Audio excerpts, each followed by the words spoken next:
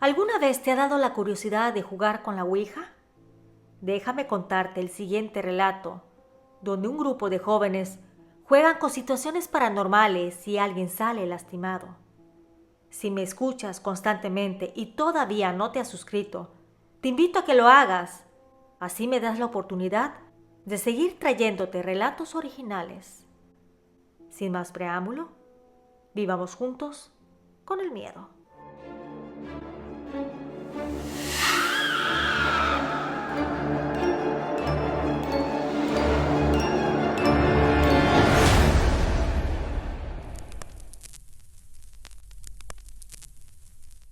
Viviendo con el miedo presenta Con la Ouija no se juega, basado en hechos reales. Este relato lo quise enviar ya que hace algunos meses escuché una historia tuya, la cual se llama Se quedó conmigo, que trata de un muchacho que juega a la Ouija y posteriormente le suceden cosas escalofriantes. Pues quiero compartir algo que vi cuando jugamos con un tablero. Fue real y varias personas fuimos testigos. Mi nombre es Agustín, vivo en la ciudad de Mérida, Yucatán, México, y esta es mi historia. Todo sucedió hace algunos años, cuando estaba iniciando la universidad. Ahí en esa escuela habían personas, tanto con dinero y sin dinero, porque a pesar que era de gobierno, era muy buena. Así que incluso para entrar a estudiar en aquella, tenías que pasar varios exámenes de admisión. Ahí conocí un grupo de personas, las cuales rápidamente hicimos amistad. Éramos en total 3 hombres y 2 mujeres. En aquel entonces, nos entró la moda de hacer cosas tontas. La verdad que ahora que lo pienso, digo, qué locos estábamos. Nos metíamos a casas abandonadas, hacíamos apuestas de cuánto tiempo nos quedaríamos en algún cementerio, o hacer cosas como jugar con la Ouija. Yo estudié en una escuela católica toda la vida, desde la primaria, secundaria y preparatoria, así que sabía que no estaba bien jugar con cosas de ese tipo, pero no me quería quedar atrás, así que hacía lo mismo que mis amigos. En la ciudad se cuenta la leyenda de que hay muchas casas abandonadas y embrujadas, entre las que se encuentra la Casa Zurita. Su historia es que en el año de 1999 se cometió un horrendo doble homicidio, ya que 5 hombres armados le quitaron la vida a la dueña y a su hija. El novio de aquella también estaba en el lugar, pero logró salvarse. Y fue gracias a su ayuda que lograron atrapar a 4 de los 5 malhechores. Y dicen que incluso al día de hoy, varias personas han escuchado los lamentos de aquellas mujeres pidiendo ayuda desde el 2.º piso, que es donde la madre perdió la vida. Así que nosotros habíamos pensado en ir a ese sitio para el fin de semana.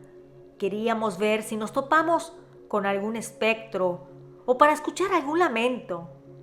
Y no solo eso, tuvimos la grandiosa idea de ir a jugar ahí mismo con la Ouija, para tratar de contactar con el otro mundo.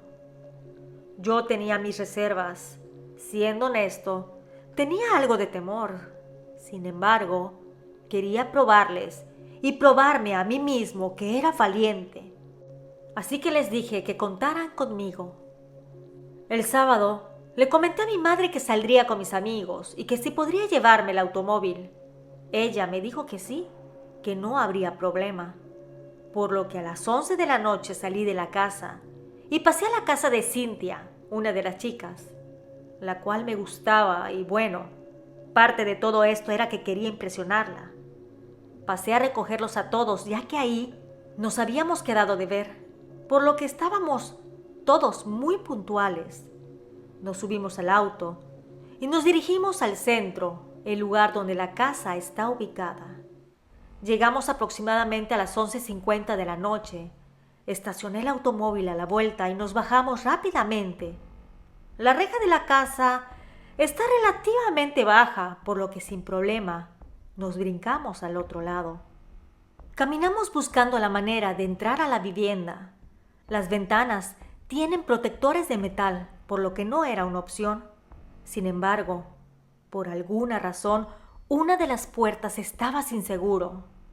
Entramos y nos dirigimos al segundo piso. Llevamos unas velas para poder iluminar nuestro camino. Al llegar a la habitación, se podía sentir el olor a humedad y un escalofrío recorrió nuestro cuerpo. Nos sentamos en el frío suelo de la habitación y ahí acomodamos la ouija. Mi amiga Cintia dijo que quería ser la primera en contactar con los espíritus de aquellas mujeres. Entonces Joaquín, uno del grupo, dijo que él tomaría junto con ella el puntero. ¿Te puedes imaginar la oscuridad de la noche, la humedad del ambiente y el olor a viejo y guardado, además de estar haciendo esta tontería en el mes de noviembre? Dieron inicio saludando y pidiendo permiso.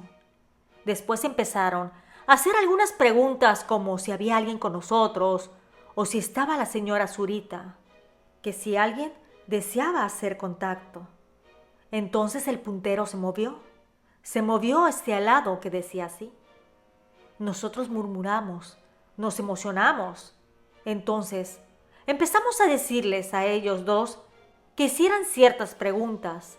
Aquel puntero se movía, nos decía las cosas, nos contestaba. Todo se sentía como muy amigable. Jamás escuchamos ruidos, simplemente teníamos una plática con alguien del otro lado. Cuando terminamos, nos despedimos de aquel ser, que según dijo, era el alma de un niño que había fallecido años atrás, que le dijéramos Sam, que estaba atrapado entre el mundo de los vivos y los muertos, que todavía no podía tener descanso. Salimos de ahí fascinados. Cintia estaba extasiada. Decía que esa era la experiencia más increíble que había tenido en su vida y que quería que lo repitiéramos. Yo la verdad que estaba como espectador. No quise tomar el puntero y hacer las preguntas porque tenía muy arraigado el sentimiento de que esas cosas no se deben de hacer. Yo sentí que algo no estaba bien. Pensaba en que ¿cómo es que un niño estaba atrapado entre dos mundos? Si se supone que al fallecer aquellos no tienen los suficientes pecados como para condenarse o deambular. Pero bueno, no soy experto en la materia, así que solo partimos de ahí y llevé a mis amigos a sus casas. A la mañana siguiente, nos mandamos mensajes para quedarnos de ver en algún sitio y platicar de la sensación de la noche anterior. Ahí dimos nuestro punto de vista y todos dijeron que fue algo aterrador, pero que no querían obsesionarse con aquello. Todos, excepto Cintia. Ella decía que quería contactar nuevamente a Sam. Yo les dije que no podría, pero que el lunes me comentaran. Pasaron aproximadamente 15 días, cuando Cintia empezó a faltar a clases. Se nos hizo muy extraño y le marcamos a su celular, pero estaba apagado, por lo que le llamamos a su casa. Ahí su madre nos dijo que ella no se sentía tan bien, pero que en cuanto se recuperara se comunicaría con nosotros. Pasaron un par de días más y no sabíamos nada de ella, por lo que yo, intrigado, fui a su casa, toqué el timbre y su madre me abrió. Me dijo que no era un buen momento. Se escuchaba a muchas personas en el interior y los autos estacionados lo confirmaban. Cuando de repente se empezaron a escuchar unos gritos, era la voz de Cintia, por lo que su madre fue rápidamente a verla. Yo entré como de manera natural para parecer desapercibido y vi cómo habían varias personas alrededor de Cintia. Ella estaba acostada en el suelo de la sala. Habían movido todos los muebles a los lados y entre los presentes se podían ver incluso a un par de sacerdotes. Estaban haciendo oraciones y todos rezaban al unísono. Traté de acercarme, me fijaba en la cara de Cintia, cuando de repente ella volteó a verme, como si supiera que yo estaba ahí. Entonces, aquella se puso de pie. Un par de hombres se acercaron para tomarla de los brazos, pero aquella los aventó por los aires. Su mirada se veía perversa y su risa era demoníaca. Yo salí lo más rápido de aquel lugar. Mientras corría, escuchaba algunos gritos de los presentes. Sin embargo, no volteé a ver atrás. Llegué a mi casa muy nervioso y le conté a mi madre lo que acababa de pasar. Entonces ella me dijo que cuando se contacta a algún ser mediante la Ouija, usualmente eran demonios o espíritus malvados, porque los seres buenos van hacia la luz y que aquellas entidades buscan un camino para entrar al mundo de los vivos. Mi amiga Cintia se dio de baja de la universidad y ya no volví a hablar con ella. Supe que sus padres habían regresado a su ciudad natal, Michoacán, que ahí habían encontrado ayuda para curarla. Al parecer ella siguió hablando con aquel ser llamado Sam. Se obsesionó al grado de que siempre jugaba con la Ouija y al parecer tuvo repercusiones. Déjame decirte que vivo con el miedo de que realmente hayan cosas inexplicables, seres que quieran vivir entre nosotros o apoderarse de nuestras vidas o almas. Sin embargo, tengo mucha fe de que así como hay un mal, existe un bien, y ese es mucho más grande, ya que Dios jamás nos abandona. Gracias al suscriptor por la confianza.